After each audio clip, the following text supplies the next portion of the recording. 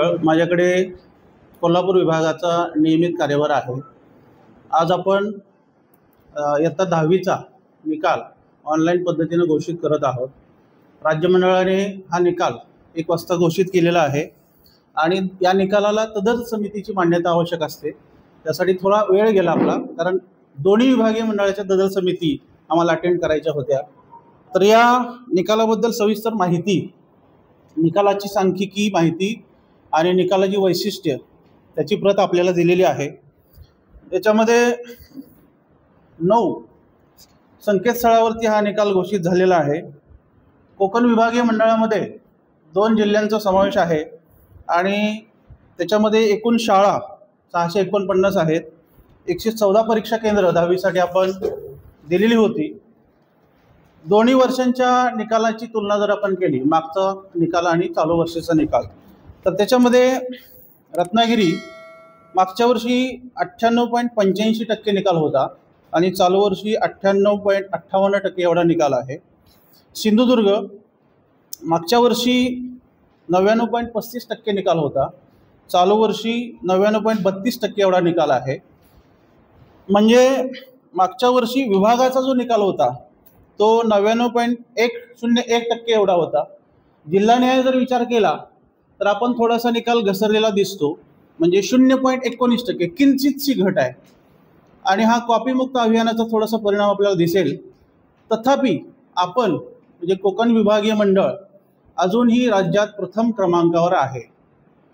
त्यामध्ये विभागीय मंडळातले सर्व अधिकारी कर्मचारी, इथं जी पर्यवेक्षक यंत्रणा आहे, शिवाय सर्व शाळा कनिष्ठ महाविद्यालयांचे प्राचार्य, शिक्षक या सगळ्यांचा सहभाग आहे। सर्व कोकणवासीय जे आहेत इथले एक वेगळं वैशिष्ट्य आहे आणि ही परंपरा आपण प्रथम क्रमांकाची विभागामध्ये राज्यामध्ये प्रथम येण्याची जी आपली परंपरा आहे ती आपण कायम ठेवलेली आहे। आपला निकाल आहे 98.82%। पुनर्परीक्षेच्या बाबतीमध्ये आपल्या विभागाचा निकाल आहे 88। उत्तीर्ण विद्यार्थी 88 आहेत, परंतु टक्केवारी आपल्याला लक्षात येईल 58.66%। त्यानंतर 17 नंबरचे जे विद्यार्थी असतात खाजगी, त्यांची आकडेवारी आहे 281 एवढे विद्यार्थी उत्तीर्ण झालेत आणि 88.36% एवढा निकाल आहे। जिल्हानिहाय जर मुलं आणि मुली यांची माहिती आपण पाहिली नियमित, म्हणजे फ्रेश विद्यार्थ्यांची, त्याच्यामध्ये रत्नागिरी मुलं 98.20% उत्तीर्ण झालेले आहेत, मुली 98.99%, सिंधुदुर्ग 99.17% आणि मुली 99.48%।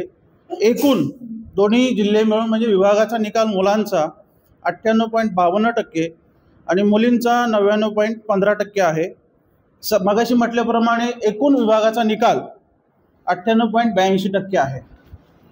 मुलं आणि मुली यांची तुलना आपण वैशिष्ट्यामध्ये दिलेली आहे। त्याच्यामध्ये मुलांचं उत्तीर्णतेचं प्रमाण आता सांगितल्याप्रमाणे 98.52% आणि मुलींचं 99.15%, म्हणजे 0.63% एवढं मुलींचं प्रमाण अधिक आहे। मागच्या वर्षीच्या तुलनेमध्ये निकाल आपण पाहिला तर तो 0.19% घटलेला आहे।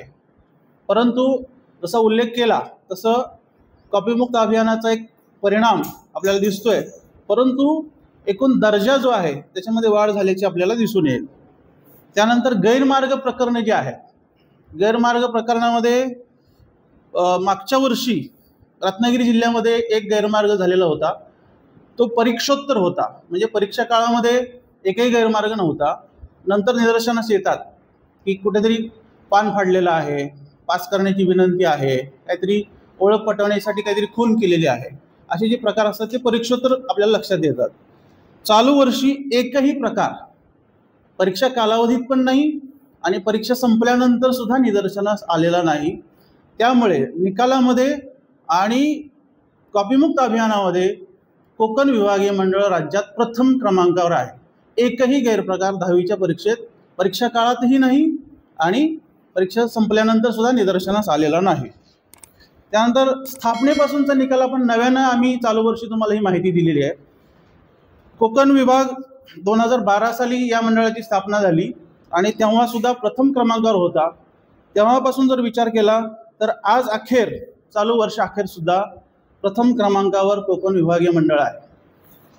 त्यानंतर काही निकालाची वैशिष्ट्ये आम्ही थोडीशी डिस्क्रिप्टिव्ह तुम्हाला दिलेली आहेत. जी सांख्यिकी माहिती दिलेली होती तीच थोडीशी आपल्याला सोप्या पद्धतीनं मांडलेली आहे.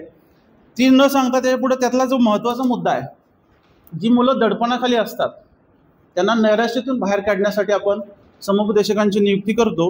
प्रत्येक जिल्ह्यासाठी 2-2 असे 4 समुपदेशक आपण नेमलेले होते. तर त्यांनी त्या कालावधीमध्ये खूप चांगलं काम केलेलं आहे. त्यानंतर आपण हेल्पलाईन कक्ष परीक्षा कालावधीमध्ये स्थापन करत असतो, तोही चालू वर्षी होता. शिवाय प्रॅक्टिकल, तोंडी आणि अंतर्गत जे गुण आहेत ते ऑनलाईन पद्धतीनं भरण्यासाठी आपण प्रोव्हिजन केली होती, त्यानुसार कार्यवाही झाली. चालू वर्षी पहिल्यांदाच क्रीडा प्रस्ताव हे ऑनलाईन पद्धतीनं आपले सरकार पोर्टलवर घेण्यात आले. त्याची संख्या आहे 1519 आणि त्या मुलांना गुणदान करण्यात आलेलं आहे. शिवाय कला प्रकारामध्ये चित्रकलेसाठी 7780, शास्त्रीय कला 197, लोककला 230, स्काउट गाईड 15 अशा परीक्षा जे विद्यार्थी आहेत किंवा परीक्षार्थी आहेत ते सुद्धा यासाठी पात्र ठरलेले आहेत.